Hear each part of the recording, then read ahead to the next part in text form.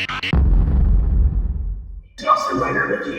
YouTube, Awesome Rider here. Welcome to my video where I will be ranking every Hesei era and Reiwa era Kamen Rider series so far as of 2023, from Kuuga all the way through Geats. As it's kind of a good time to do it, as I just kind of got back into Rider. I kind of was falling off, on and off for a couple years, but I caught up on Geats in time to finish the series as it was airing. I caught up on Revice as well as some other things. Gotchard is currently airing, so it won't be on this list because we're like 10 plus episodes in, so it's not fair to rank.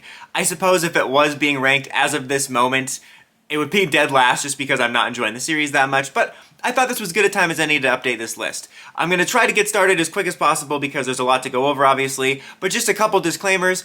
As always, this is my personal list. I didn't run some sort of algorithm or take any polls and trying to say, like, this is the correct order. Like, I'm not saying, like, yes, this season is better definitively. If you're wrong, I hate you. This is my personal list. And, a lot of the times with these lists and my rankings in general, it always comes down to just something I like more. As there are seasons that rank lower on here that I think objectively are better than some of the ones that are higher in terms of, like, it's a better show. But there are some series I simply enjoy more. And just remember, it's my personal taste, but it's futile to bring that up because people will be mad in the comments anyway. But I wanted to start off by saying that because I'm going to start off right away with the hot take. At the bottom of my list, and keep in mind this is my personal list, is Kamen Rider 01. Now, I don't think this is a terrible show. I think it's actually a pretty competent Rider show. It's just the one that I enjoyed the least. I can boil down what I enjoyed about this series to two things. One, the suits. I love the suits. I think there's excellent suits. And I enjoyed the first Metsubo Jinrai Net arc. After that, it became this show just about robots or people. No, they're not. They're can openers. They're robots. I just wasn't a fan of it.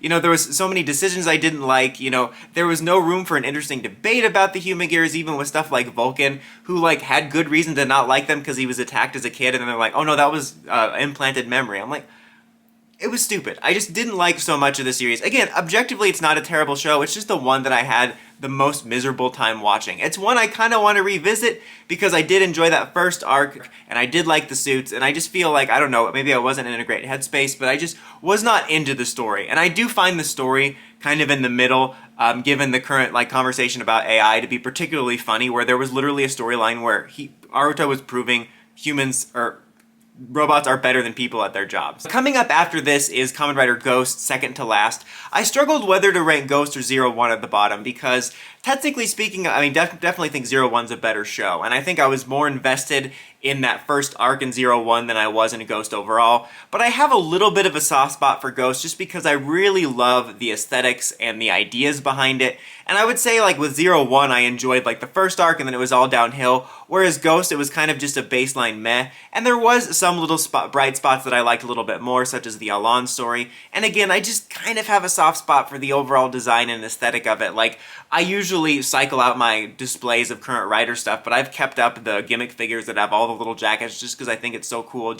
It's that soft spot for this series that prevented me from ranking it dead last. After that is maybe a surprise is Amazon's Season 2. I did split these up. Now, Amazon's was a bit of a breath of fresh air as it kind of took me back to what I liked about Rider being a little darker and moodier. No, I'm not one of those people that's like, it's serious for adults, put on HBO. But Rider definitely over the years has, aligned itself more with Sentai's tone, and I just missed each series having a distinct tone. Rider used to have a bit of a moody mystery to it, and Amazon's brought that back, especially at a time, I think it was Xaid was airing, that I was a little tired of the more poppy, Rider, no pun intended, I guess, if that's Xaid. And I really liked Season 1, it's higher on this list, but I wasn't a fan of Season 2. I didn't think it was awful, I just didn't care for it. I felt it was kind of gross and weird, and I hated the main protagonist, and I just didn't have that good of a time watching it, and it left me wishing that they had just kept Amazon as a one-off miniseries. Now, probably, maybe in a surprise to some people that this series is ranking a little bit higher compared to past times is Kamen Rider Fourze. I have a very mixed relationship with Fourze. It's one of those series that I see, completely, opposite ends of the spectrum reactions to. It's either, oh my god, I love this series, it's my life, or it's the worst series ever. And it's I hate things when they're, painted with just a blanket brush. That's a weird way of putting it, but you know what I mean. It's it's either all good or all bad. There's no room for in between, because I feel kind of in between about Fourze. It is lower on the list because there's a lot I didn't like about it. I feel after the initial arc it just fell off and lost my interest. Most of it was kind of annoying. I feel they didn't take advantage of certain plot points. Gentaro is definitely that type of protagonist I usually don't like, which is the energetic, twerpy Toku lead. But I think I was most disappointed with him because Going into that series, I assumed I wasn't going to like him, and I actually kind of liked him for the first half. I found his energy to be kind of refreshing. I liked the way he brought in the Kamen Rider Club. But then after that, he acted like an NPC, where he reacted to the same situation with the same dialogue, or every situation the same way. Like, he'd be like, I want to be your best friend, to an actual friend, and also to a murderer. I get the series was meant to be more hopeful during a time of like a disaster happening in Japan, but you could still make the character feel like a human being and not a cartoon. But I really did enjoy that first arc, which is why it ranked a little bit higher. I really liked the building of the Kamen Rider Club and that whole cast of characters and that concept, and I think the series did have a lot of heart. And to a degree, I have a certain level of fondness for the aesthetic of the series and the vibe of it from those early episodes. It just kind of fell off after that, and which is why it ranks lower. And I definitely have some negative emotions towards it, but not as much as in the past. Now, probably in a bigger surprise to people that this one is ranking higher because I believe it was last or second to last time, is Kamen Rider Geo. Now, there's a couple reasons that this is ranking higher. Number one, I did a sort of rewatch. I didn't get to fully rewatch it. This was the last time I was on a Rider kick, heyo, and I rewatched a good chunk of it. I didn't get to finish it because I got distracted, and I kind of want to go back and do that. I'm not saying all of a sudden I love the series, but I feel like a lot of my negative emotion, it kind of reminds me of Dino Charge. I feel like at the time, the conversation around the show was so toxic that it like influenced my like already negative emotions towards it and made it even worse. And it's one of those series that's valuable to revisit later so you can kind of enjoy the things they did right. Don't get me wrong, it's still a hot mess, and a lot of my annoyance at Toku's utter disregard for coherent continuity is there. You know, you have the twerpy protagonists and very few characters I like, but at the same time, not only revisiting it, but also thinking about other anniversary series like, I know it's Sentai, but Zenkaiger and stuff like that. This was actually a pretty cool show in terms of like what they did. Like, taking a step back, I really do have to appreciate all the cool stuff they did for the anniversary, from the amount of people they got back, which was really cool. There was some disappointment in some of the early ones where like they didn't feel like themselves because they were playing amnesiac versions, but you know what I mean. They got an impressive amount of people back, they had a ton of really cool designs, they had a lot of ambition in terms of the story and how they wanted to tie it together. The general story premise was actually pretty cool, and also stuff like inventing the future riders was one of the coolest ideas in Rider ever for me. Like, even when I wasn't into Geo, I'm like, that's a cool idea. Like, not only did we get to see these cool new designs, which I think they did a remarkable job taking advantage of existing assets to create 3 suits that looked pretty distinct, all things considered. And just the idea, because that series was all about going to main riders' timelines, the idea of going to see like what future versions of riders would look like was so cool. So much to the point that idiots still thought Shinobi was going to be the rider for this year. I'm like, are you serious? You're the dumbest boy in school. Anyway, it was filled with a lot of cool ideas. I was thinking about this series a lot when I was reviewing Zenkaiger about like, I don't want them to necessarily always have the anniversary stuff in your face, but I was thinking about like, they did a lot of cool stuff. And when I rewatched it, a lot of my problems were there, but having seen through the end of the series and getting some of my complaints cleared up helped it. Kind of like with Dino Charge, once they cleared up like that it wasn't in the main universe, I got rid of that anger of like they just erased the main universe or whatever. But I was able to appreciate the cool stuff. It's an entertaining show to watch with a lot of cool stuff. Still a lot of problems, but I have to admit, like, they put a lot of care into doing some cool stuff in that. And I do kind of want to get back to my rewatch just because I want to watch the post-series content and see what they did. But yeah, after that is Decade. Decade is pretty low on this list, but I actually really like Decade. The only reason it's low on the list is just there's other shows that are better that I like more. This show is a little bit of a mess, and like to this day, we still have clunky story like threads dangling, which is just weird, but I thought this was a thoroughly entertaining show. Like, I love the protagonist, I like visiting all the different rider worlds, the action. This was like the first time we got like legendary rider changes. This was back when this was cool and exciting, and they weren't force-feeding it to us like the chocolate cake with Trunchbull in Matilda. It was back when it was cool and exciting, and I thought the idea of the AU world was so cool because it was like a cool way to give you kind of a sampler platter of series, and like, because at this time I had only watched a couple Rider series, and it was nice because I don't understand people that will watch something like Geo or Gokaiger as your first series. It's like, it means so much more if you've at least seen a few series, but this one, like, you didn't spoil anything or anything like that, and it kind of also, doing these alternate worlds, prevented like continuity issues, and it was a messy series, but it kept me intrigued because I assumed there was going to be answers, but it's a fun watch. It's just not necessarily that great of a show. Here comes the hot take how low this ranks, which is Kuuga. I know this is pretty high on people's lists, and I think it's objectively a pretty great show in terms of like a toku show, and it has a really good mood. It has that classic sort of dark mystery vibe of Rider. I love stuff like the Grongi, like you don't necessarily know their plans and it's kind of vague because they're speaking Grongi. There's a lot of really cool like stunts with the bike and stuff and fight scenes, but I just liked the series always okay. Like, I don't know, it's just one of those series that like I objectively was like, this is cool, I'm enjoying this and this and this, but it just never clicked with me as much as others, and that's all I can really say about it. After that is Phais. I struggled whether to, again, this is another one where I was like struggling with the placement of Phais and Kuuga because I think I enjoyed Kuuga more. I like some of these on the list I did put higher because I enjoyed it. Like it was kind of a balance of like weighing enjoyment over, you know, how much I liked the show, but just because Kuuga isn't as depressing, like Phais is so weird because once you get into the groove of it, it has a pretty good wanna watch the next episode factor, and yet it also gets kind of depressing, so it's like not that fun to watch. I remember like binging 3 to 5 episodes and then just feeling like I needed a palate cleanser. But it's a pretty good show. Like it's a pretty good toku show with a good mystery that pulls you in, some pretty good characters. Has a bit of a clunky non-ending. It's one of those series that I also, kind of like this and Kuuga, at the end of the day I don't have necessarily like a passionate like a point of view in terms of love or hate. Just kind of a mixed relationship with it where I enjoyed it, but I don't really have that much of an investment. Next up is Kabuto. Now, Kabuto is weird because I do think Kabuto's kind of a mess storyline-wise, to be honest with you. I don't even really remember, but I mean, I don't know. I just felt the storyline was a mess. And my main reason for this show, me enjoying the show, is I just liked the characters and it was just kind of a fun watch. This was like early in my days getting into Rider. I loved the aesthetics and the fights, and there was some good story beats. I just remember it being really clunky but enjoyable, and I just kind of liked like being in that overall show with those characters and the vibe and the action. And like, I don't know, it's kind of hard to describe. Like I said, it was clunky, and I think objectively, I would say Phais and Kuuga are better shows in terms of put together, in terms of the plot, but I just enjoyed watching Kabuto more. Now next up is Kamen Rider Hesei. This is another show I had a mixed relationship with, like I said, where you have this kind of toxic feedback with this kind of Hesei and Dino Charge definitely had a similar situation where as I started to criticize it, I got a lot of pushback, which I'm not expecting you to agree with me, but I think that both Hesei and Dino Charge had very passionate fan bases at the moment, and so they would argue back extra, and it made me hate the show more.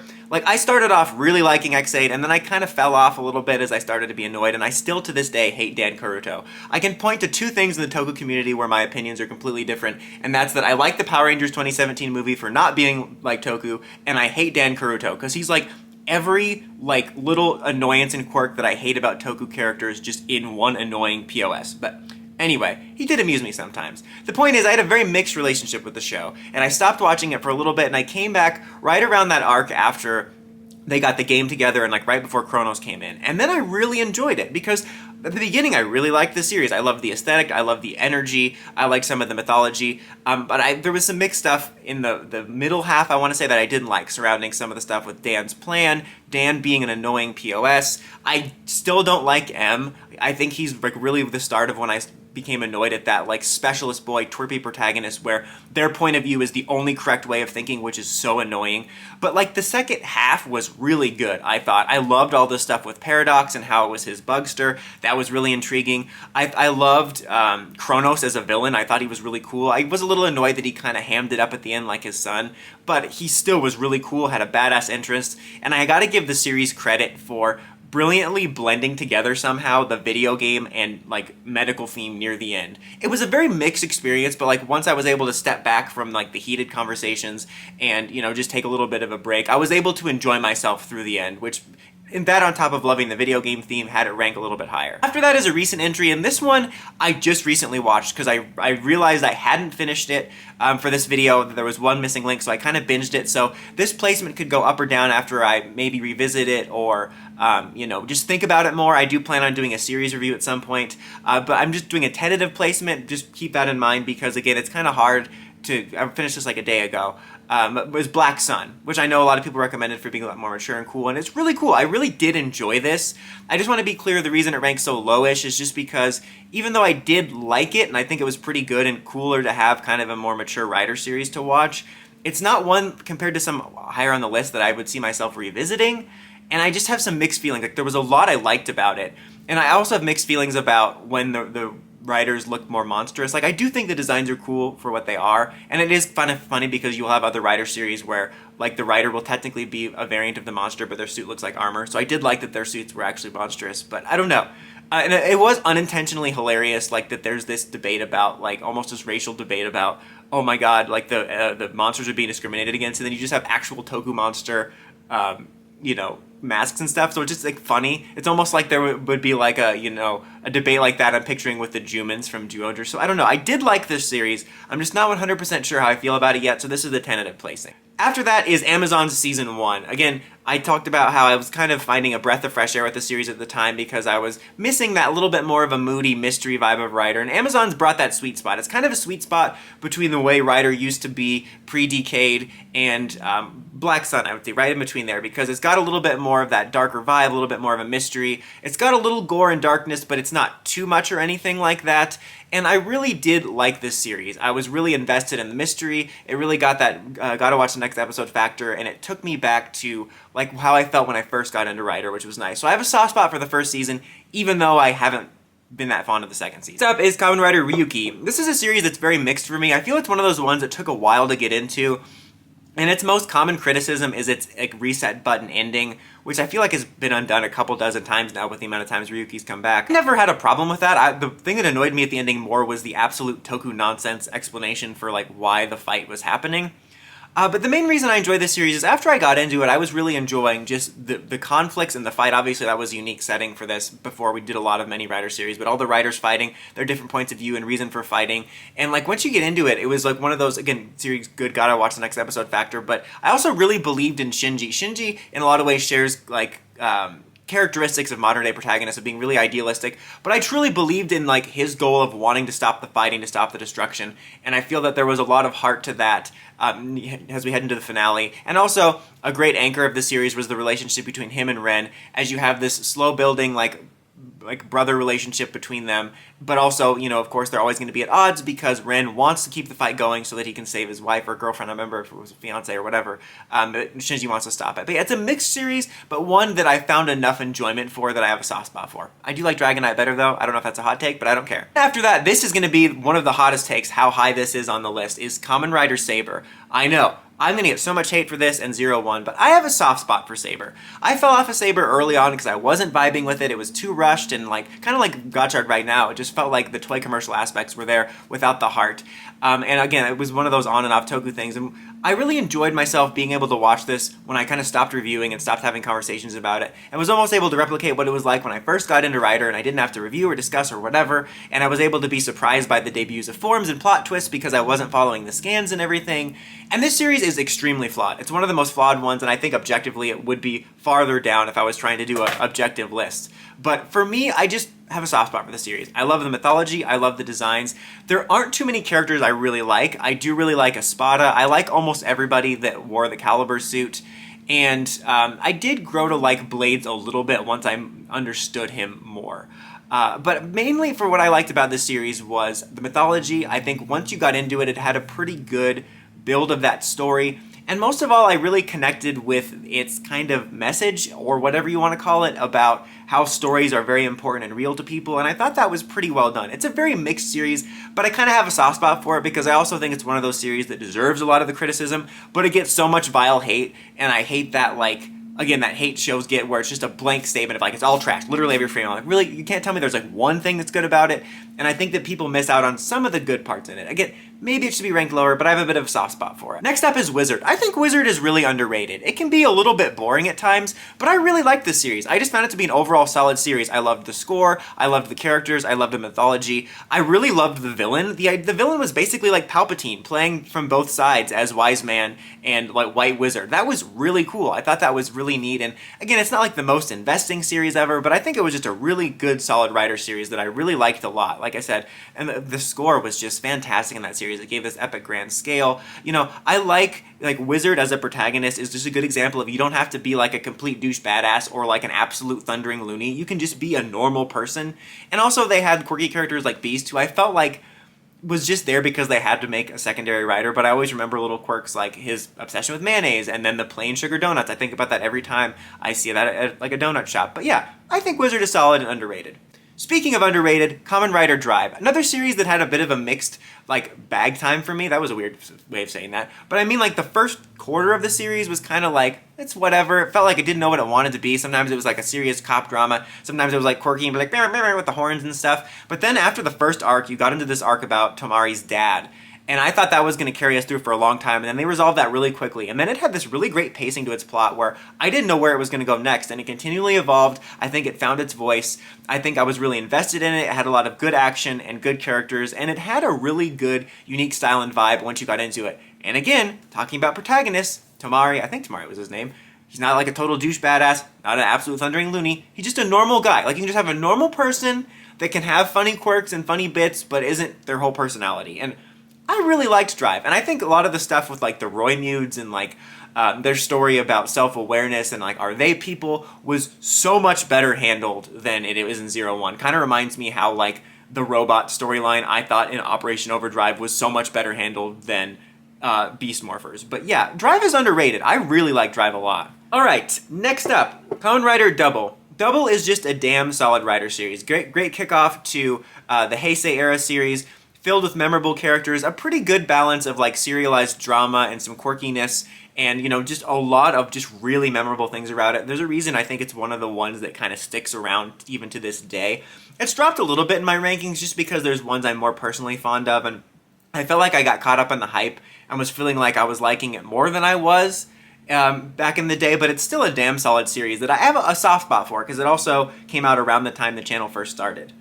Speaking of, next one on the list is O's, and this is another one where I think objectively Double's a little bit tighter of a series in terms of the storytelling, but I just have a huge soft spot for O's. I loved the aesthetics, I loved the mythology, I loved the characters.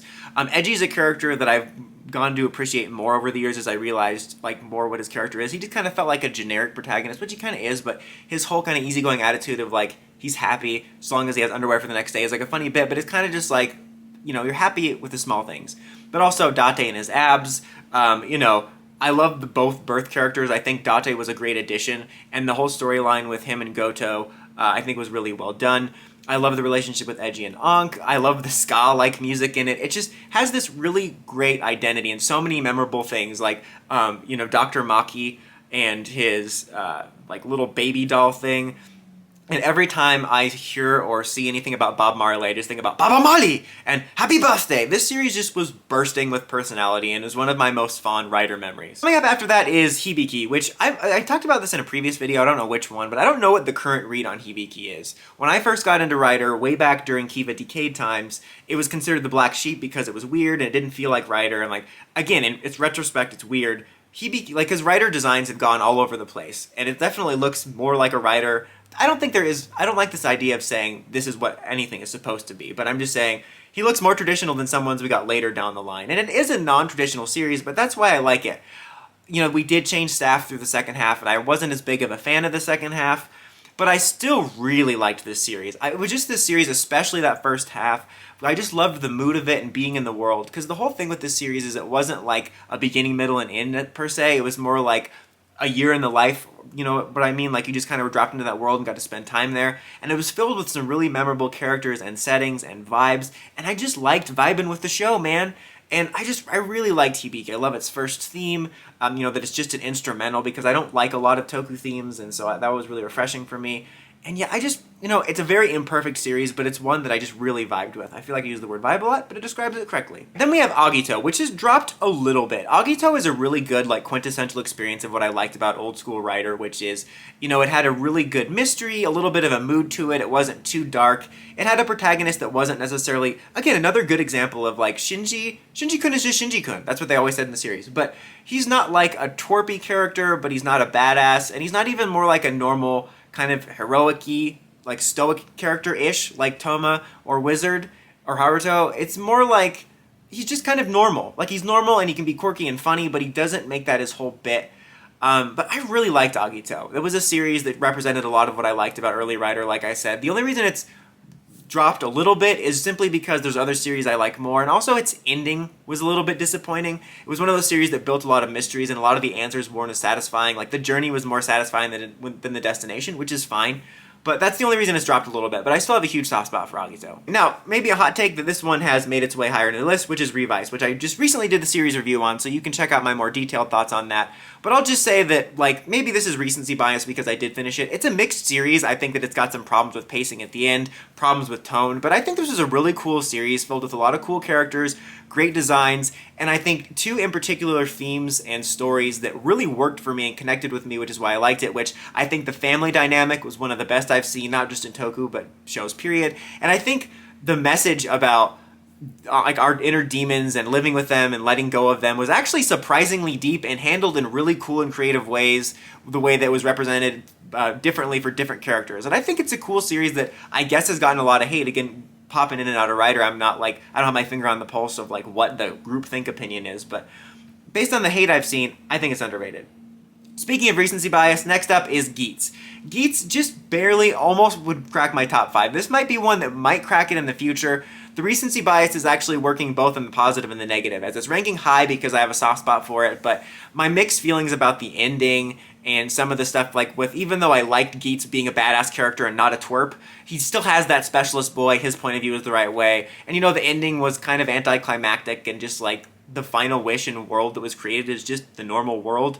But still, this series reignited my love for Rider a bit. It was refreshing because it was able to include a lot of the hallmarks and things that I like about Hallmark original movies. No, that I like about Rider and all that, but also it was really refreshing in how different it was, the different perspectives of the characters and their wishes. You know, there was lots of surprising twists and turns, and it didn't feel like it was as formulaic as most Rider has been. And I really loved a lot of the ideas and about the game and like these people from the future. It's kind of disturbing that they're like screwing with people's lives and watching us from the future. Like, I think the staff were really boring villains, but the Watchers were some of the coolest villains in all of Rider for me because it was interesting to see that perspective and it was really unique. I don't know, I really like this series a lot. Right now, got recency bias of high because I love it, but a little bit lower because I'm disappointed in the ending, but I might, you know, eventually soften on that. We have Kamen Rider Blade. I struggled whether Geats was going to replace Blade here in this slot, but I still love Blade. Mainly because, I mean, I just like the series. I think it's got great characters. Once you get into it, again, great gotta watch the episode factor. And I love that basically the emotional core of the story is this relationship between Blade and Chalice. And even though it was like, I think fixed or undone in Geo, but I don't know if that even counts because like the Rider multiverse is so crazy. But I love the bittersweet ending here of the heroic sacrifice that Blade make. It just Blade made. It's a series that I just really got invested in, and I think I love it all the more because it took me a while to get into. I think it was around maybe 16 episodes, give or take, that I was like having a hard time with it. But then once I got past that and really got into it, I felt really rewarded for sticking with it. So I have a soft spot for it because I'm like, I'm so glad I stuck with this to have one of my favorite series. Next up is Build. This is a good example of something like Geats where it used to rank lower, it didn't crack my top 5 because I had some mixed feelings about the ending, but over time the positives were able to outweigh the negatives. This was a series similar to Gaim, which I felt brought back a little bit more of that intriguing serialized mystery and a bit of that Rider mood that we had been missing, but this was just such a great series. I was just mostly invested in the plot all throughout. I think there was some clunkiness at the end simply because I think that the writers knew like where they wanted to end, but they still had like 10 episodes left or 7 episodes, so they had to kind of keep their wheels spinning. So that kind of created some clunk, but I don't think that took away from the overall story. I think it had, for the most part, a great build of the story, and I was really invested in it. And in particular, the dynamic between Build and Ryuga was just one of the best Rider friendships. If Revice has one of the best family relationships for that, the Igarashi family, this has one of the best Rider relationships in terms of friends. I love the way the series ended. I still don't want to watch the post-series content because I feel it's going to dig up a great bittersweet ending. But also the villain, Evolt, possibly my favorite Rider villain of all time. He was basically the reverse Flash of this series in the sense that I found the dynamic fascinating of a villain having to play mentor to the hero that they're going to be up against, and it creates this really interesting dynamic of like this pseudo-affection, but it's not going to get in the way of their villainy. And the actor's performance, being able to play the friendly shop owner and then the villain and then something in between, just I loved the hell out of Build. Next up is Den-O. I've always had a soft spot for Den-O. I think it was kind of the proto-series for where Rider would end up being a little bit more light and silly, more, not episodic, but have that episodic format of like the 2-episode stories and stuff. But I thought it was a good mix of the lighter tones and silliness, and also had a little bit of that mood that Rider used to have, and I really liked the Imagines and the characters and the world and the story and the mythology. I'm a sucker for a good time travel story, and though it can get timey-wimey and messy, I always loved the story of Den-O, in particular the tragic story of Xeranos. And it's a series that, it's one of the few Rider series I've rewatched a couple times, and I just always really enjoy revisiting it. And it was also before I was annoyed with trippy protagonists, but I don't think that Den-O was that bad. But I'm always going to have a soft spot for this one. For runner-up, I used to have this one lower because in my heart, this has always been number 2, which is Kiva. Because Kiva was my first series. I've always loved it. It's a flawed series. I think I let other people's judgments like make me rank it lower because I'm like, oh, I'm going to be judged for having this second place. But now I'm like, who gives a fork? This series, I loved the series. It was mixed. I think especially near the finale, there was some stuff they dropped the ball on. It wasn't always perfect, but I loved the series. Again, soft spot for it for being my first series, but I thought it was so unique, and I don't think it's talked about enough how unique it is for having that split 1984-2008 narrative.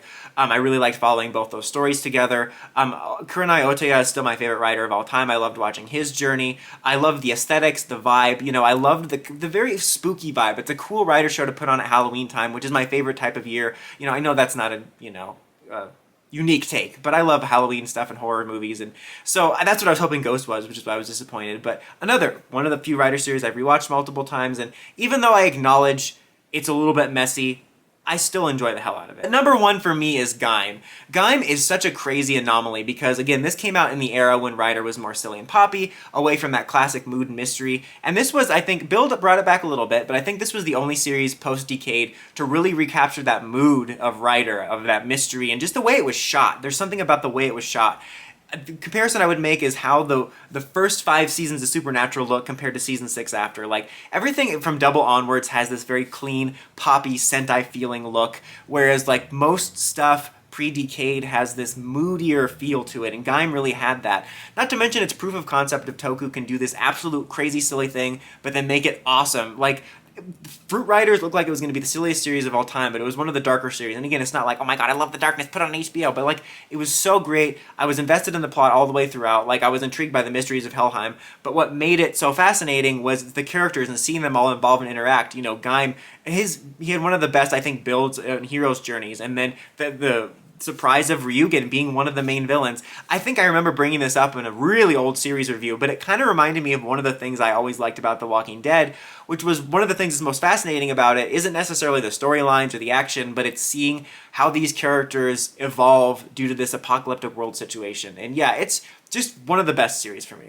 But that is my list. Very long video there, but there was a lot of series to cover. Let me know your personal list in the comments. And again, keep in mind, my opinion or your opinion, it's all just our opinion of what we like and enjoy. I'm not saying anyone is right or wrong, but I hope you guys enjoyed. Until next time, don't forget to like, comment, subscribe, and climb the steps from ringing that bell. See you notifications for my videos. Dawson Rider, signing out.